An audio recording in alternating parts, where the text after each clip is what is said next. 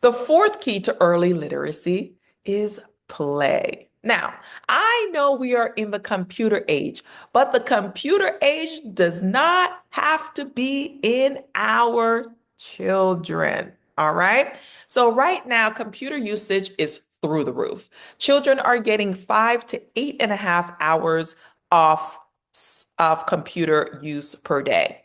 8.5 hours, that's equivalent to a full-time job. That is way too much time.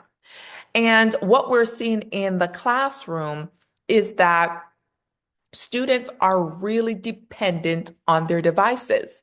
They're dependent on quick things happening quickly. And so they get distracted easily and they lose focus. And it just seems like the day is so long, not because the day is so long, but because they can't focus. So, a long time ago, I watched a documentary, and the documentary basically was about how video games were created.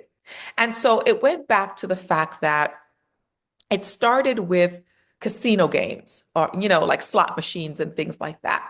And so when they were developing these casino games, they studied the human brain in depth, in detail, and they figured out how to stimulate different parts of the human brain to get them to be addicted to these machines. And they used the same information to create video games.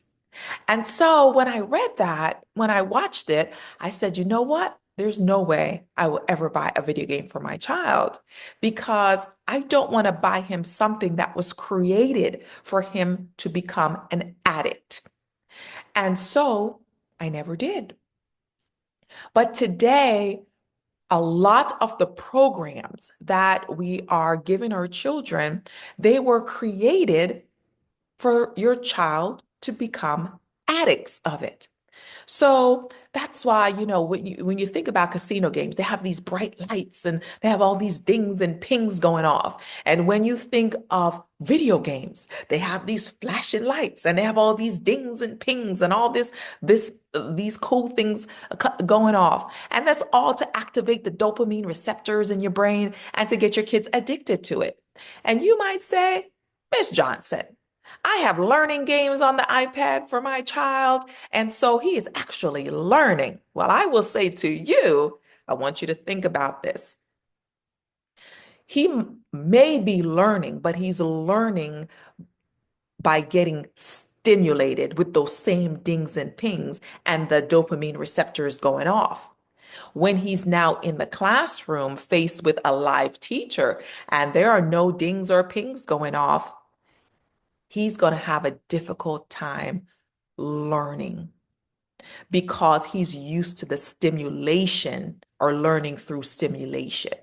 All right. So even though it might be educational games, it is taken away from his ability to be focused in a classroom. Now, if your child is not being educated in a classroom, you don't have to worry about it.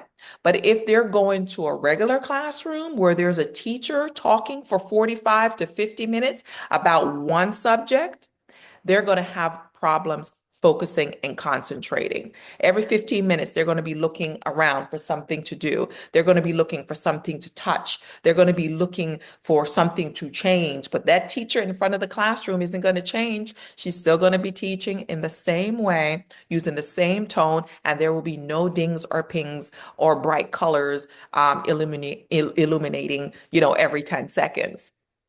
So you have to train your child to be able to learn in that environment. All right. So that comes to how we develop their pre-academic skills. How do we develop our children so that they can function in a typical classroom? First, we have to get them off the computer. If you have a child under the age of 10, they probably should not have a phone. They should not have their own iPad and maybe not even a computer unless it's, for classwork.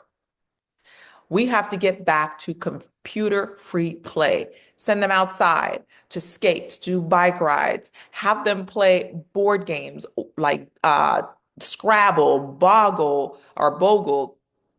Have them do jigsaw puzzles, have them create things with crayon and color pencils and paper, have them use their imagination to do creative play versus consuming play, where they're just clicking and watching and tapping and consuming.